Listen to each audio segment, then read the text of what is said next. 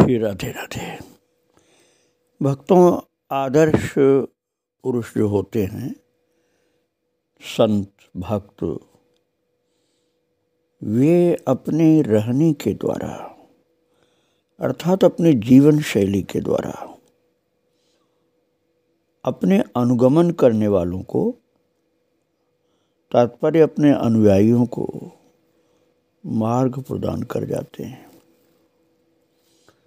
जिसको देख करके, जिस पर चल करके, जिसको अपने जीवन में उतार करके कोई भी साधक बहुत आराम से आगे बढ़ता चला जाता है।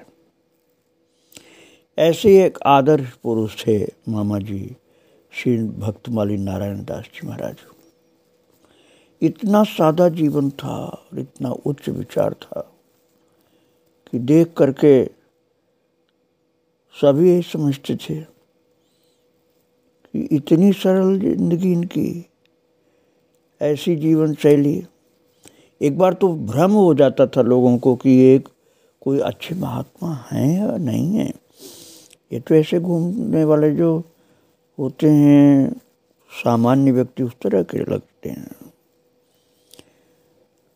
हम उस व्यक्ति की बात कर रहे हैं जो एक बहुत उच्च कोटि के संत थे, श्री राधा बाबा की बात कर रहे हैं। गीता वाटिका गोरखपुर में भक्तमाली श्री नारायण दास जी महाराज अर्थात मामा जी जब पहली बार गए थे राधा बाबा का दर्शन करने, तो बाबा के परिकरों ने बाबा से अनुमति मांगी कि एक कथावाचक मामा जी कहलाते हैं, आपके दर्शन करना चाहते हैं। स्वीकृति मिली और मामा जी साधारण वेश में बाबा के चरणों में प्रणत हुए। राधा बाबा ने बैठने को कहा, साथ ही खाकी बाबा का नाम सुनकर बोले।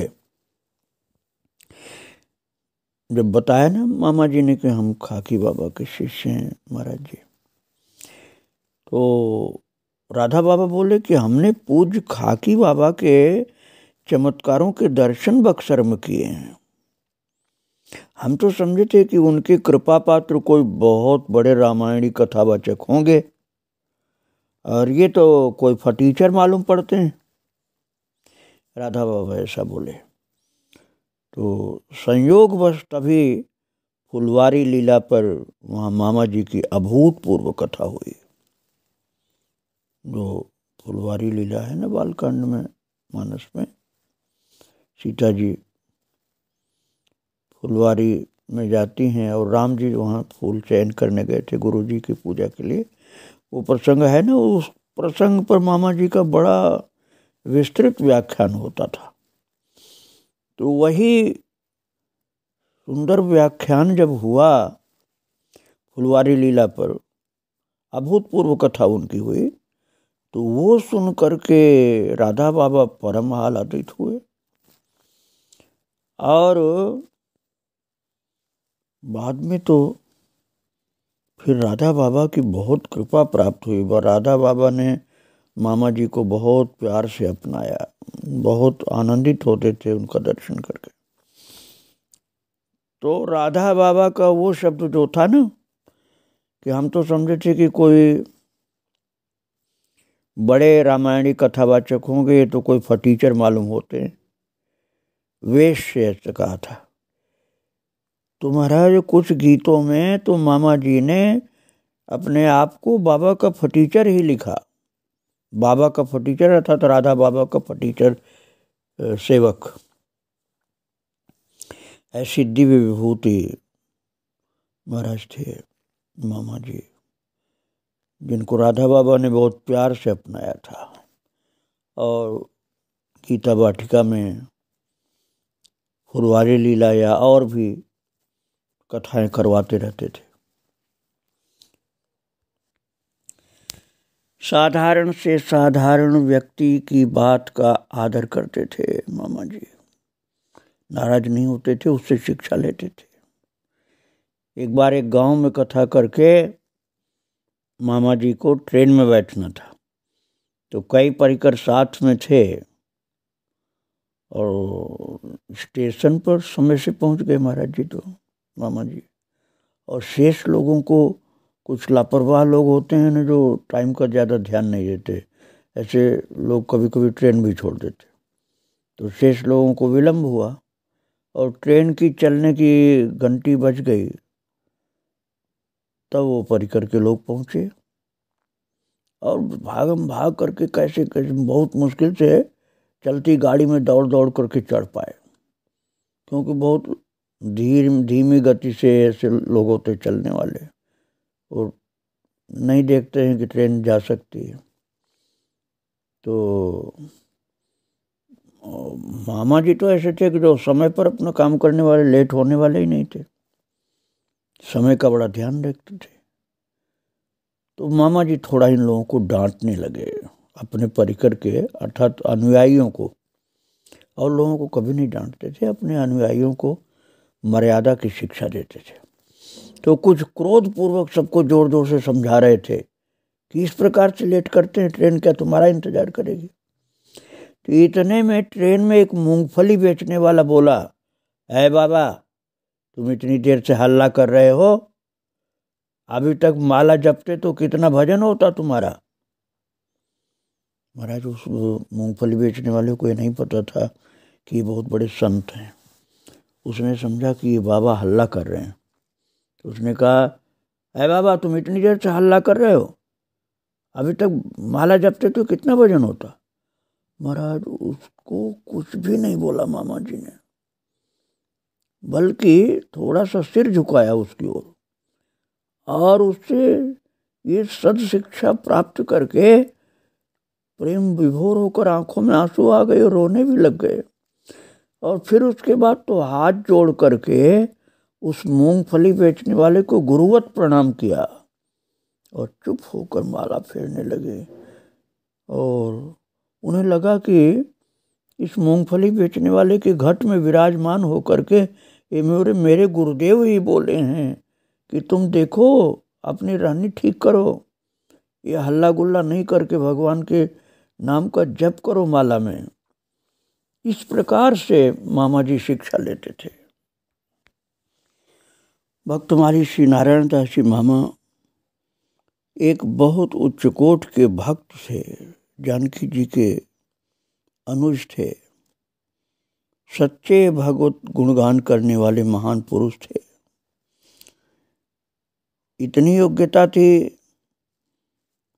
कि उनकी सादगी को देख करके लोग चकित हो जाते थे कि ये तो इतने बड़े महात्मा हैं और इतनी सादगी, इतना सीधा साधा और विनम्रता से भरा हुआ जीवन और ऐसा लिबास इनका। बड़ी सी बड़ी सभा में जाना हो तब भी सहज ही में घुटने तक का चला। और साधारणतः तो भाई बढ़िया बढ़िया कपड़ा पहना जाता है, कथा करने वाले लोगों को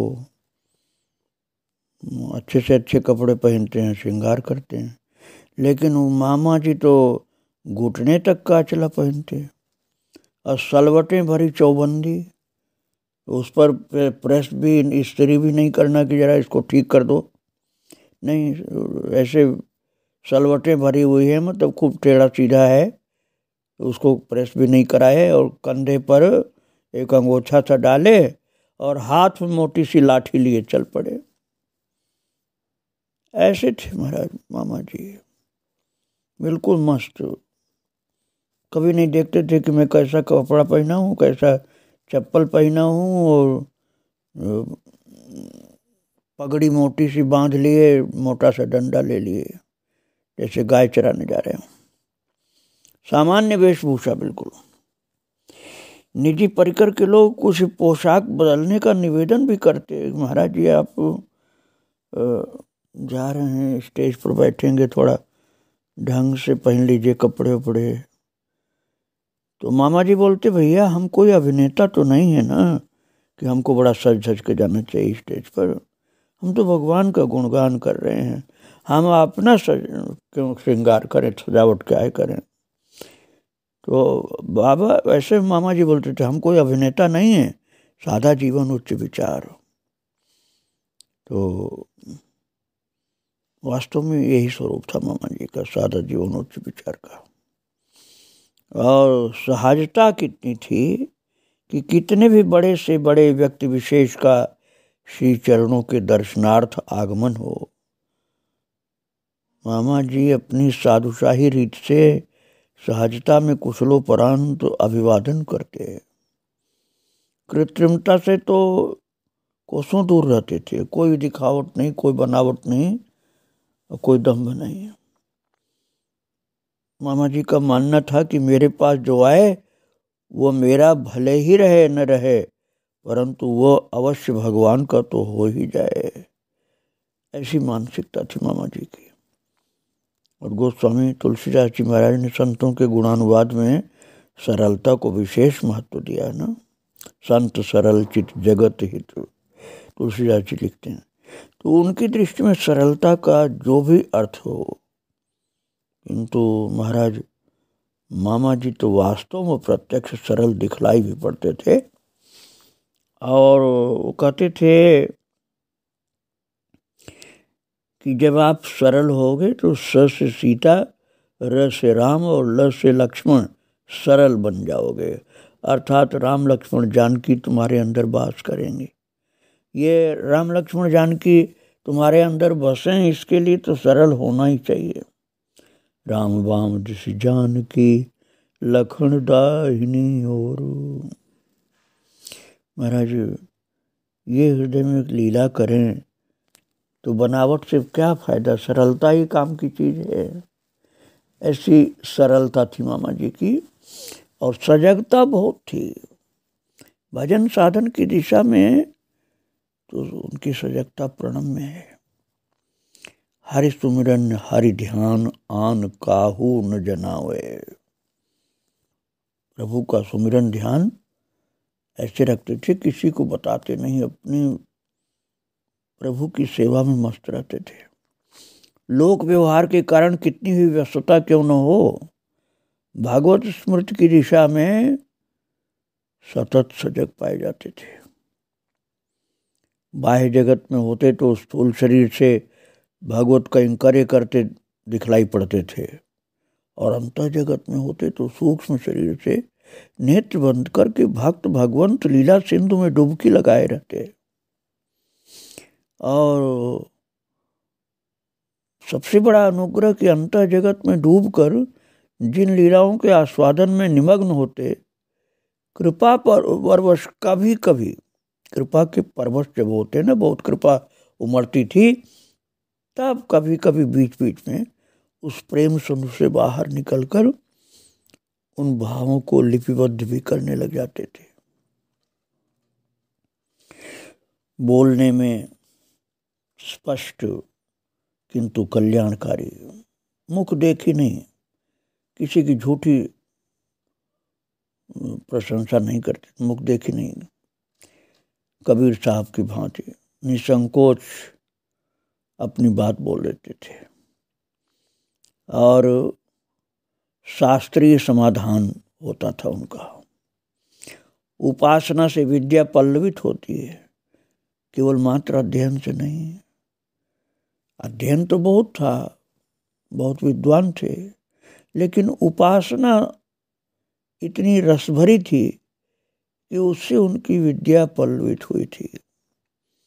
किसी भी वस्तु या व्यक्ति को ईश्वर से अधिक मूल्यवान नहीं समझते थे। आदर करते थे, लेकिन सर्वाधिक तो हमारे प्रभु हैं, इसका ध्यान साधक को रखना चाहिए, दिखाते थे मामा जी।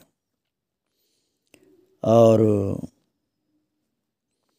बस इतना ही समझना होगा कि जब जहाँ जैसे भी समझ में आए,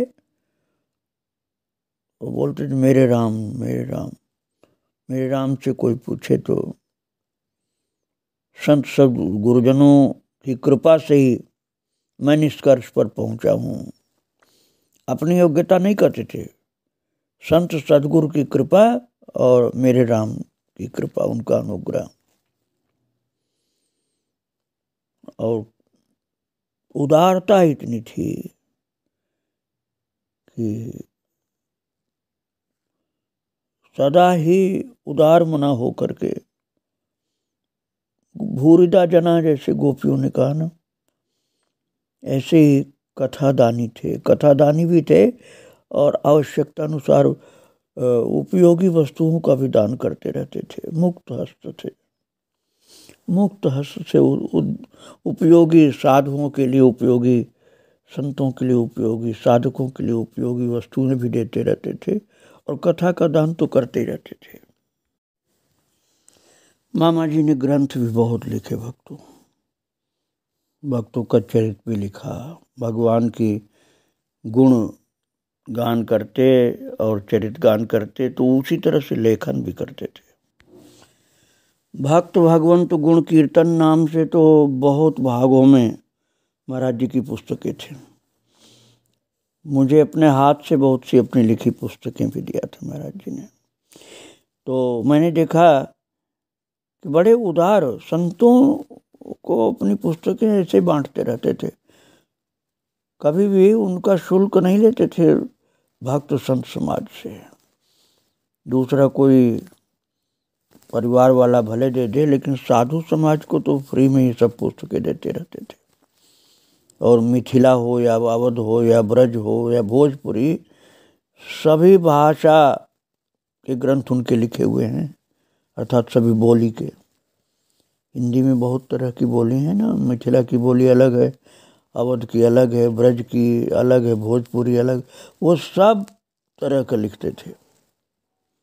महाराज जी की रचना श्रव्य काव्य और दृश्य काव्य दोनों ही अनूठा संगम था। सुदामा कुटी के एक संत कहते थे कि आओ मामा जी की कथा देखने चलें। सामने वाले व्यक्ति ने पूछा, कथा सुनने का विषय है कि देखने का? तो उत्तर में उन संत ने कहा, मामा जी की कथा सुनते समय ऐसा लगता है जैसे नेत्रों के सामने प्रत्यक्ष लीला चल रही हो। तो ये विशेषता थी मामा जी की कथा की। और दैन्य ऐसा था कि देखने वाला चकित रह जाता था कि ये तो इतने ऊंचे संत हैं और ऐसे दंडवत करते हैं। इसलिए सबके लोकप्रिय थे और सबके लोक प्राप्य भी थे। उनके पास पहुंचने में किसी की रोक टोक नहीं होती थी, कोई भी उनके पास जाकर मिल सकता था। इस विषय में आपको एक उदाहरण से समझा रहा हूँ। एक सज्जन निकट से मामा जी का दर्शन करना चाहते थे, तो आश्रम के द्वार पर बड़ी देर से खड़े रहे, किंतु किसी से पूछने का साहस नहीं किया। तो भीड़ थी वहाँ।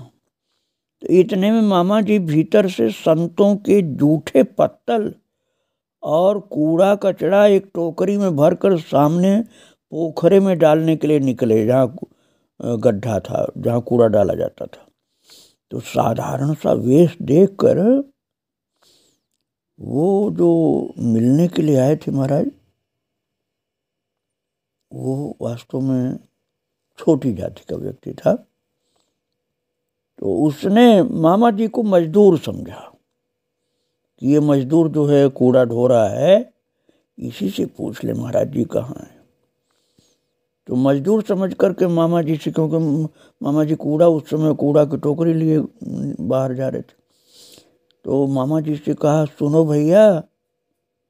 ये सुनकर के मामा जी टोकरा एक तरफ रखकर हाथ जोड़ के खड़े हो गए, बोले आज्ञा कीजिए। तो वो सज्जन बोले, ये बतलाइए यहाँ के महाराज जी कहाँ मिलेंगे? मामा जी से ही पूछ रहा वो आदमी, ये बतलाइए कि वहाँ के महाराज जी कहाँ मिलेंगे? तो मामा जी बोले, आप कौन हैं, कहाँ से पधारे हैं? तो वो व्यक्ति जो था ना, उसने कहा, हम रैदास परिवार के हैं। इतना सुनते ही मामा जी को प्रेमावेश हो गया और उनसे मिलने के लिए दौड़े। किसी ने उन सज्जन को बताया कि यही महाराज जी हैं। तो वो बोला व्यक्ति कि मैं चमार हूँ महाराज जी। पीछे हटने लगा कि आप मुझे छुए नहीं। किंतु महाराज मामा जी ने तो उसे हृदय से लगा लिया पकड़ करके। वो कहा, भैया आपने रैदास जी का नाम लिया। रैदास जी तो हमारे आचार्य हैं, हमारे गुरुदेव हैं।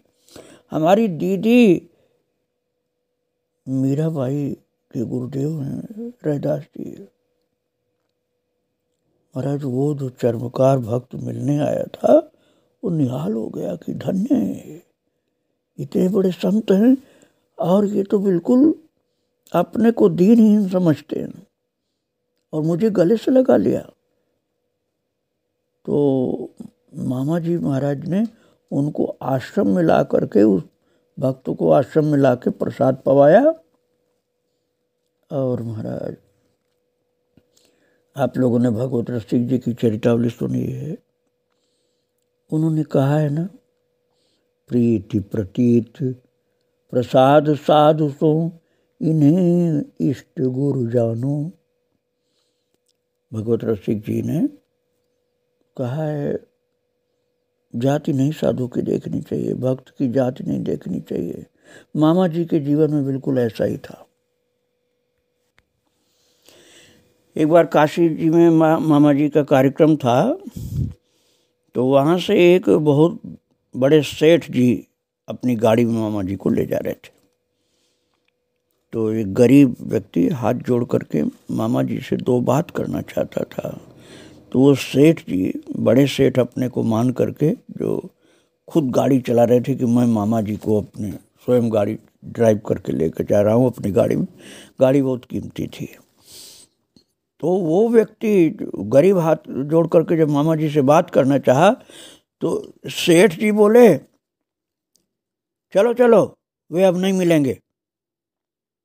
जब सेठ जी ने कहा चलो चलो अब वे नहीं मिलेंगे, तो मामा जी अब नहीं मिलेंगे, तो थोड़ा सा नाराज होकर के मामा जी ने कहा रोको गाड़ी, मैं आप लोगों के इतने व्यर्थ के शासन में नहीं रहूँगा कि एक गरीब आदमी हमसे मिलना चाहता है और वो बात भी नहीं कर सके, हमसे मिल भी नहीं सके। इतना ज़्यादा मैं आपके शासन में नहीं रह पाऊँगा। मैं अपने गुरुजी को क्या जवाब दूंगा? हो न हो इस गरीब के रूप में हमारे गरीब निवाज ही आ गए हों, उतारो हमको, हमें गाड़ी में नहीं जाना है। ऐसे थे मामा जी महाराज, गरीब निवाजी, गरीब का आदर करते थे। इतने धनवान सेठ को कुछ नहीं समझा उन्होंने, गाड़ी से उतरने को तैयार, तो माफी मांगने लगा वो। और बहुत ही आदर्श पुरुष थे वो। मामा जी का कथा मात्र एक जीवन हो, ये चरितार्थ जीवन भर चरितार्थ किया, कथा मात्र एक जीवन। कथा जीविका नहीं जीवन था उनका, और प्रेम का अजस्र स्रोत उनके अंदर था, प्रेमी हृदय थे। भक्तों, एक बार खाकी बाबा सरकार अपने पुत्र वशिष्ठ नारायण मिश्र को शिक्षा दे रहे थे। उस समय वहीं खड़े थे मामा जी। तो बाबा ने कहा कि बेटा तुम अब कॉलेज जा रहे हो, वहाँ हर कार्य करते समय सदा यही ध्यान रहे कि मेरे पिताजी मेरे सामने खड़े हैं और वे मुझे देख रहे हैं, तो गलत काम से डर और उचित कार्य में रुचि होगी। और ये तुम्हारा ये भाव बना रहा तो मैं जब तक शरीर से हूँ तब तक तो ठीक है ही, शरीर मेरा छूट जाएगा तो मेरा चित्र भी तुमसे बोलेगा। पता नहीं पुत्र ने इस शिक्षा को कहाँ तक ग्रहण किया, पर महाराज खाकी बाबा के मन्ना अर्थात मामा जी ने इस चीज को जीवन भर निर्वाह किया। उनको यही लगता था कि मेरे गुरुदेव मेरे साथ हैं, और उस दर्शन, गुरुदेव का दर्शन करते रहते थे।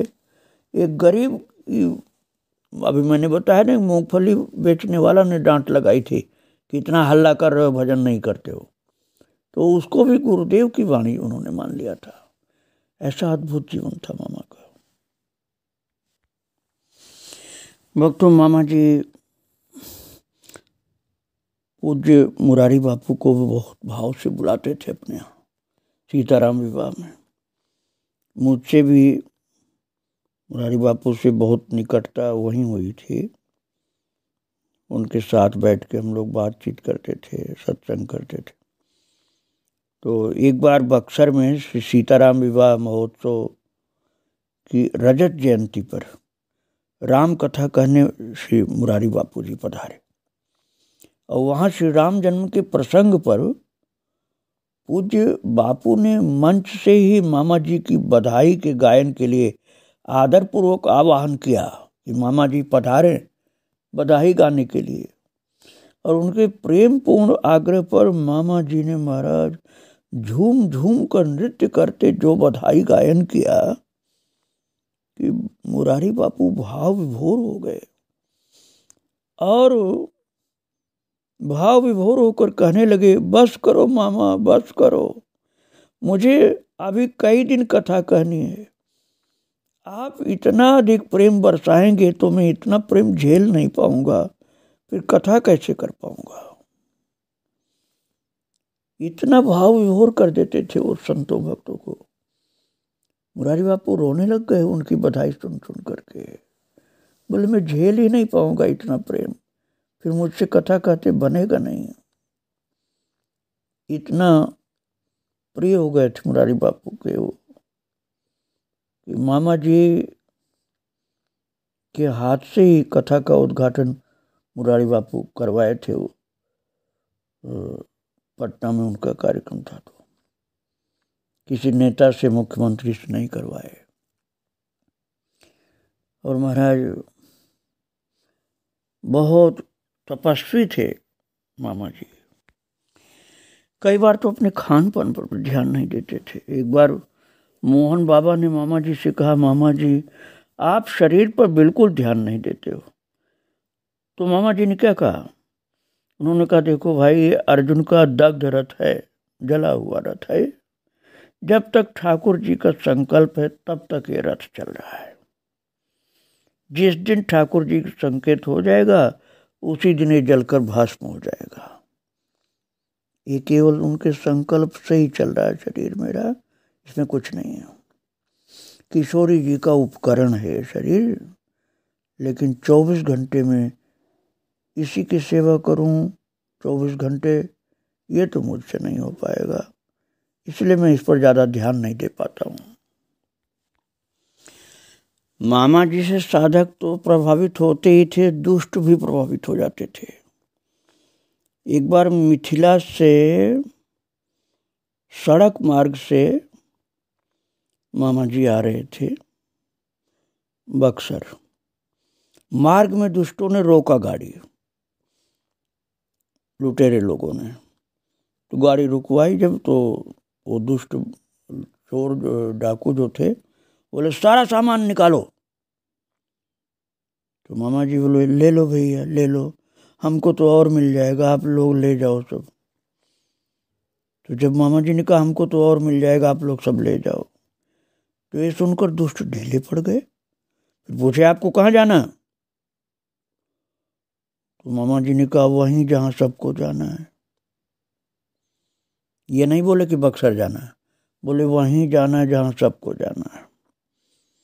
तो महाराज जी की सरलता, साधुता से इतने प्रभावित हुए वो डाकू कि सदा के लिए उनका हृदय परिवर्तन हो गया और वो डाकू का काम छोड़ करके भगवान के भजन में लग गए।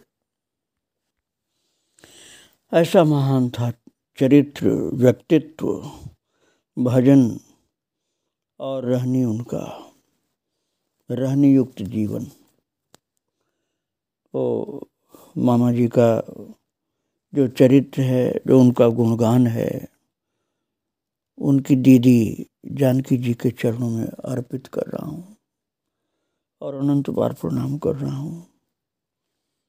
जय जय श्री राधे श्याम।